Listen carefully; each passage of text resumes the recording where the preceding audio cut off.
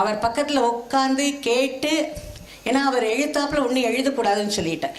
ஏன்னா எல்லாருமே தயங்குவா, யாராவது ஒருத்தர் அதெல்லாம் பதிவு பண்ணிட்டு இருக்கோன்னா யாருமே ஃப்ரீயாக பேசுகிறது தயங்குவா.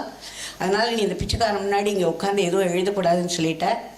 மனா பண்ணதுனால ரொம்ப ஜாக்கிரதையாக கேட்டுகிட்டே இருப்பேன். அன்றைக்கி நைட்டே போய் ஒரு வார்த்தை விடாமல், எஸ்பெஷலி அந்த வேர்ட்ஸ், அவர் வாயிலேருந்து வந்த வார்த்தைக்கு அதே வார்த்தையை அதே விதமாக நம்ம ரீப்ரொடியூஸ் பண்ணால் தான் அந்த பவர் இருக்கும் அப்படிங்கிற ஒரு ஃபீலிங் எனக்கு இருந்ததுனால யோசித்து அந்த மாதிரி அதை கமிட் பண்ணிப்பேன் மெமரியில். அதுக்கப்புறம் அதை பின்னாடி எழுதிட்டு இருந்தேன்.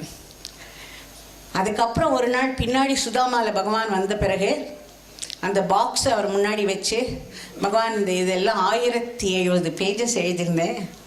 அதனால் இதெல்லாம் காமிச்சேன் பகவான்கிட்ட.